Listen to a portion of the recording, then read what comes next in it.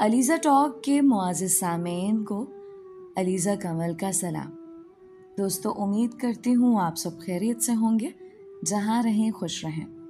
آپ سب کے پیار اور سپورٹ کا بے حد شکریہ۔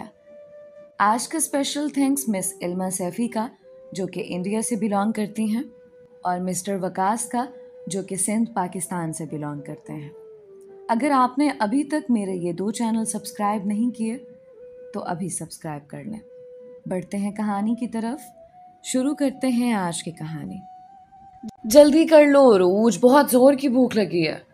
آج تو صبح ناشتے میں بھی کچھ نہیں کھایا تھا اور کالج کینٹین جانے کا بھی موقع نہیں ملا۔ کچن کی شیلف پر بیٹھی منزہ مسلسل سلاد کھا رہی تھی اور ساتھ ساتھ عروج کو جلدی جلدی کی رٹ بھی لگا رہی تھی۔ اس کی سفید رنگت کچن کی گرمی کی وجہ سے سرخ ہو رہی تھی۔ کالج کے سفید یونیفارم میں وہ بے حد دلکش لگ رہی تھی۔ بنا تو رہی ہوں یار، اب 2 ہی ہاتھ ہیں میرے۔ عروج، جو اپنے اور اس کے لیے سینڈوچ بنا رہی تھی، ناراضی سے بولی۔ یار چائے بھی بنا لو ساتھ پلیز، بہت دل چاہ رہا ہے، سر میں بھی درد ہو رہا ہے۔ آج کیمسٹری کا لیکچر بہت ہی بورنگ تھا اور اوپر سے بھوک بھی لگ رہی تھی۔ تمہیں پتہ ہے نا، پڑھائی اور وہ بھی بھوک کی حالت میں، میرا تو دم نکلنے والا تھا۔ اب اگر تمہارے ساتھ تمہارے گھر آ ہی گئی ہوں تو ٹھیک طرح سے میری خدمت ہی کر لو۔ منزہ اسے مسلسل چڑھا رہی تھی۔ عروج نے اسے گھور کر دیکھا اور چائے کا پتیلا چولہے پر رکھ دیا۔ منزہ مسکرا دی۔ عروج اس کی پکی سہیلی تھی۔ وہ دونوں بچپن سے ہی ساتھ پڑھتی آ رہی تھیں۔ اب کالج میں بھی دونوں ایک ہی کلاس میں تھیں۔ اتفاقاً دونوں کے سبجیکٹ بھی سیم تھے۔ منزہ اکثر عروج کے گھر آ جایا کرتی تھی، کیونکہ عروج کا گھر کالج کے نزدیک تھا اور واپسی پر منزہ سے بھوک برداشت نہ ہو رہی ہوتی تھی۔ جب بھی وہ عروج کے گھر آتی، بیچاری عروج کو ہی اپنے اور اس کے دونوں کے لیے کھانا بنانا پڑتا، کیونکہ عروج کی ماما ڈاکٹر تھیں تو وہ زیادہ تر ہاسپٹل میں ہی ہوتی تھیں۔ چائے بناتے ہوئے عروج کو اچانک کچھ یاد آیا۔ ارے ہاں، میں تو تمہیں بتانا ہی بھول گئی، زہیب بھائی امریکہ سے واپس آ گئے ہیں۔ ان کی ڈگری مکمل ہو گئی تھی نا، اب وہ یہاں پاکستان میں ہی جاب کریں گے۔ ہم سب ان کی واپسی آنے سے بے حد خوش ہیں۔ منزہ، جو فریج کھول کر آئس کریم کا جائزہ لے رہی تھی، اس نے عروج کی بات بڑی ہی بے توجہی سے سنی۔ بس اسے اتنا سنائی دیا کہ وہ اپنے بھائی کی واپسی آنے کی بات بتا رہی تھی۔ او اچھا، مبارک ہو۔ جب زہیب بھائی امریکہ گئے تھے تو میں اور تم شاید 10 سال کے تھے۔ مجھے یاد ہے انہوں نے مجھے وعدہ کیا تھا کہ وہ واپسی پر میرے لیے بہت سی امپورٹڈ چاکلیٹ لے کر آئیں گے۔ منزہ ہنستے ہوئے عروج کو بتا رہی تھی۔ سینڈوچز تیار ہو گئے۔ منزہ کو اتنی زیادہ بھوک لگی تھی کہ اس نے وہیں کچن میں کھڑے ہو کر کھانا شروع کر دیا۔ تیزی سے چائے کا گھونٹ لینے کے چکر میں اچانک اس کے ہاتھ سے چائے کا کپ سلپ ہوا اور اس کے سفید یونیفارم کے اوپر چائے کے داغ ہی داغ پھیل گئے۔ اوہ خدایا، اب کیا ہوگا؟ یہ سفید یونیفارم کے اوپر سے تو داغ اتریں گے ہی نہیں۔ منزہ پریشانی کے عالم میں اپنے کالج کی یونیفارم کو دیکھ رہی تھی۔ عروج نے بھی فکر سے دیکھا، پورا ڈریس ہی خراب ہو گیا تھا۔ تم ایسا کرو، ابھی جاؤ اس کو واش روم کے بیسن میں واش کر لو۔ صرف دامن پر چائے گری ہے، باقی شرٹ تو محفوظ ہے، جلدی واش کر لو گی تو داغ نہیں پڑے گا۔ عروج نے منزہ کو اندر کمرے کی جانب دھکیلا۔ منزہ سر ہلاتے ہوئے تیزی سے آگے بڑھ گئی۔ بس سامنے جو پہلا کمرہ آیا، منزہ اسی کا دروازہ کھول کر اندر داخل ہو گئی۔ اندر نیم اندھیرا تھا۔ منزہ اس کمرے میں پہلے کئی دفعہ آئی تھی، اسے پتا تھا واش روم کس طرف ہے۔ تیزی سے واش روم کی طرف گئی اور شرٹ کا دامن اٹھا کر بیسن میں واش کرنے لگی۔ کیا مصیبت ہے، ایک ہی یونیفارم ہے، اگر یہ خراب ہو گیا تو اماں بہت ڈانٹیں گی۔ ابھی 2 مہینے پہلے ہی تو سلوایا ہے اماں نے بھی۔ اماں بھی نا، اب میرا قصور تھوڑی تھا، خود ہی چائے گر گئی۔ مسلسل بڑبڑاتے ہوئے منزہ اپنی شرٹ واش کیے جا رہی تھی۔ تھوڑی دیر کے بعد وہ واش روم سے باہر نکلی تو چائے کا داغ تو ہٹ چکا تھا، لیکن شرٹ کا دامن سارا گیلا ہو گیا تھا۔ اپنے ہی خیال میں اپنے دامن کو ہاتھ سے سیدھا کرتے ہوئے अचानक वो किसी से टकरा गई। टकराने वाले ने हाथ बढ़ाकर उसे थाम लिया, वरना सीधा जमीन पर पड़ी होती। गुस्से से मुनज़्ज़ा का दिमाग चकरा कर रह गया। वो ये भी भूल गई कि इस वक्त वो किसी और के घर में खड़ी है। क्या मुसीबत है? मुंह उठाकर घुसे चले आ रहे हो। आखिर हो कौन? देख तो लो कि सामने कौन खड़ा है। मुनज़्ज़ा ने बगैर सोचे समझे सामने वाले को सुना दी। वो जो शायद अभी अभी सोकर उठा था, सूजी हुई सुर्ख आंखें लेकर मुनज़्ज़ा को देख रहा था। क्या मतलब? मेरे ख्याल में तो ये मेरा कमरा है और ये घर भी मेरे वालिदैन का है, और इसमें आप अजनबी महसूस हो रही हैं। तो फिर मुझे तो आपसे लड़ना चाहिए कि आप इस वक्त मेरे कमरे में क्या कर रही हैं। मुनज़्ज़ा को एकदम उसकी बात सुनकर गड़बड़ का एहसास हुआ। वो होश में आ चुकी थी और उसे याद आ गया कि वो अपनी दोस्त उरूज के घर में है। ओह, शायद ये ज़ुहैब है, उरूज का भाई, जो कल ही अमेरिका से आया है। लेकिन ये कितना चेंज हो गया है। पहले कितना प्यारा सा होता था और अब कितना मोटा सा हो गया है। मुनज़्ज़ा उसे देखते हुए मुंह ही मुंह में बुड़बुड़ाने लगी। मोटा? क्या कहा? मैं मोटा हो गया हूं? मैडम, इसे मोटापा नहीं कहते। मैं जिम जाता हूं, इसलिए ये मसल्स बने हुए हैं। ज़ुहैब की बात सुनकर मुनज़्ज़ा सटपटा गई। बेध्यानी में वो इतना ऊंचा बुड़बुड़ा रही थी कि ज़ुहैब, जो बिल्कुल पास खड़ा था, उसने सारी बात सुन ली थी।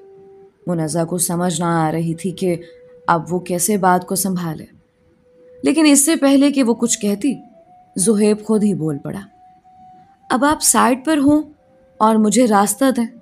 मुझे वॉशरूम जाना है, या आपने यहीं पर खड़े होकर मेरी वापसी का इंतज़ार करना है।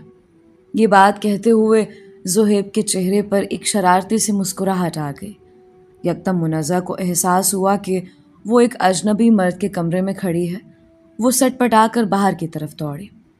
ज़ुहैब को जवाब देना ही भूल गई।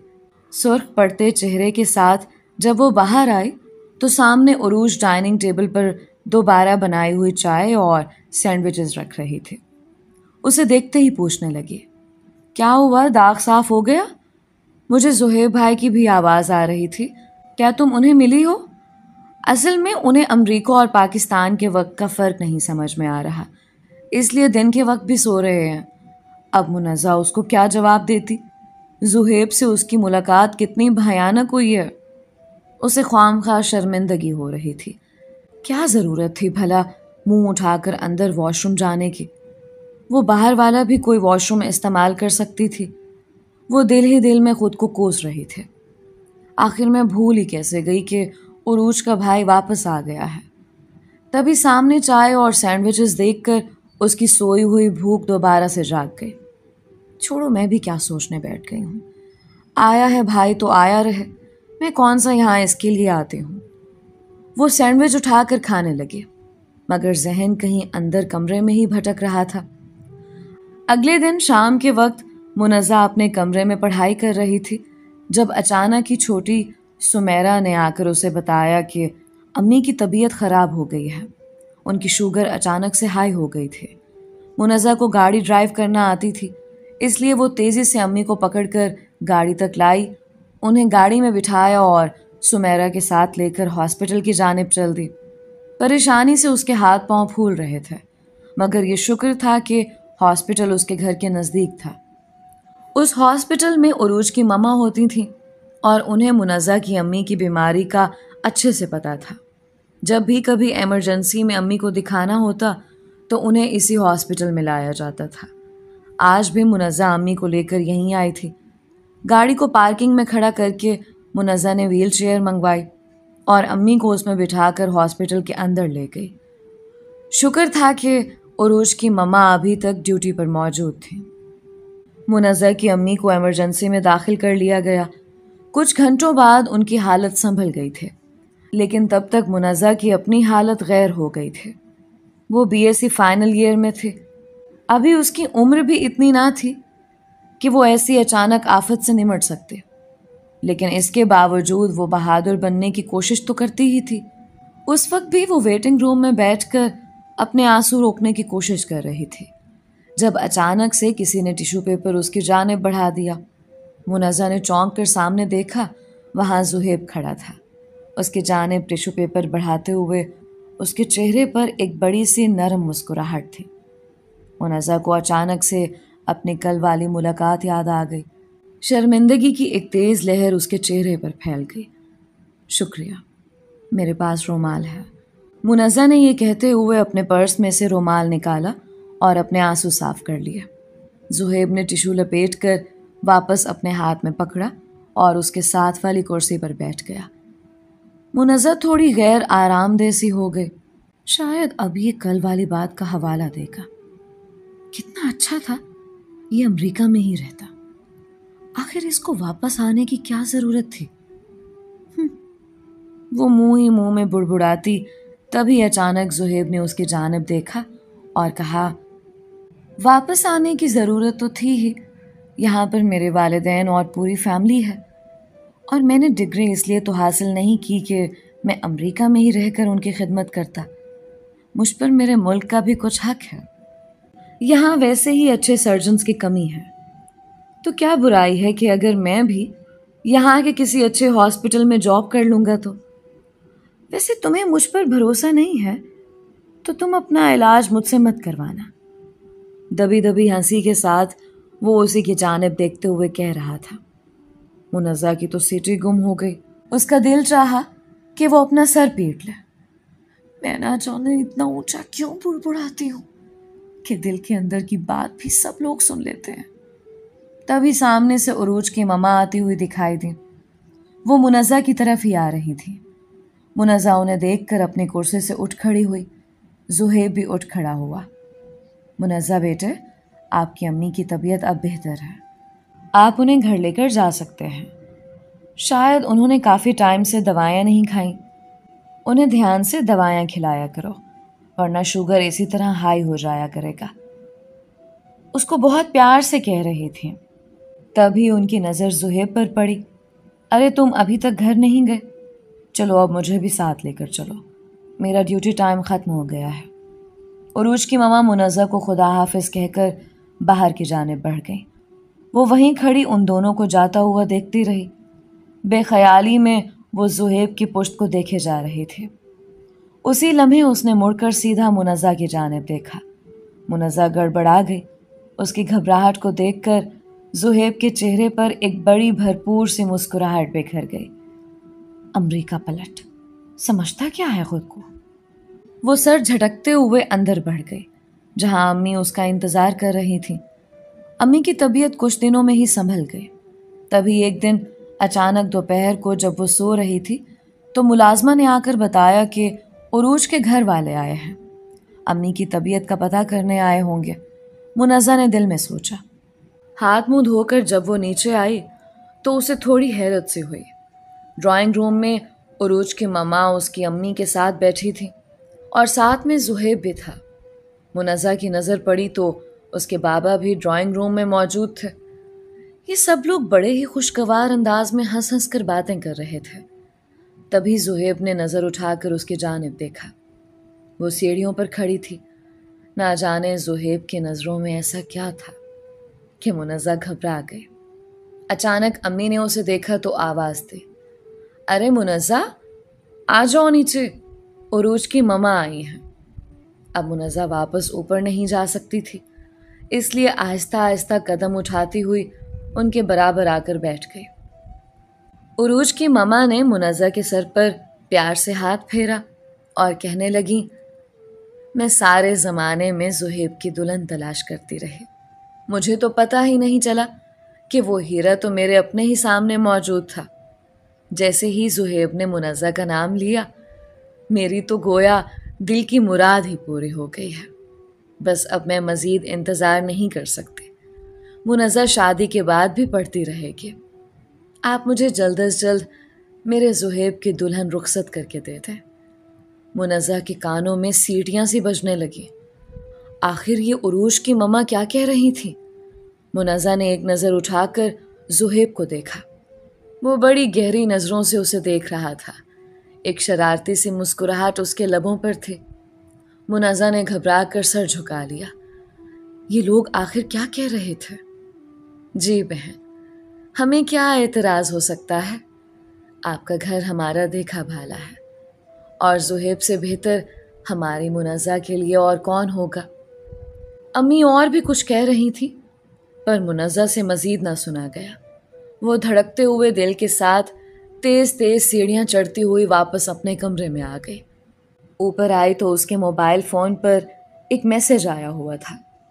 نمبر انجانا تھا۔ منازہ نے کانپتے ہاتھوں سے میسج کھولا۔ وہاں لکھا تھا، میں ہمیشہ کے لیے آپ کو اپنے کمرے میں لے کر جانا چاہتا ہوں، تب آپ بغیر کسی شرمندگی کے میرا کمرہ اور میرا واش روم استعمال کر سکیں گے، اور مجھے بھی، آپ کا زہیب۔ منازہ کے لبوں پر ایک بڑی سی خوبصورت سی مسکراہٹ بکھر گئی۔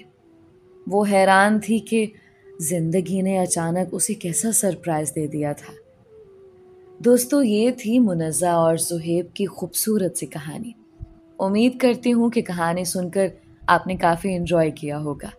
اپنی رائے کا اظہار کامنٹس میں ضرور کیا کریں، اور آپ میری کہانیاں کہاں سے سن رہے ہیں اپنا نام اور اپنے شہر کا نام ضرور بتایا کریں، تاکہ کہانی کے شروع میں آپ کا نام لے سکوں۔ مجھے اپنی دعاؤں میں یاد رکھیں۔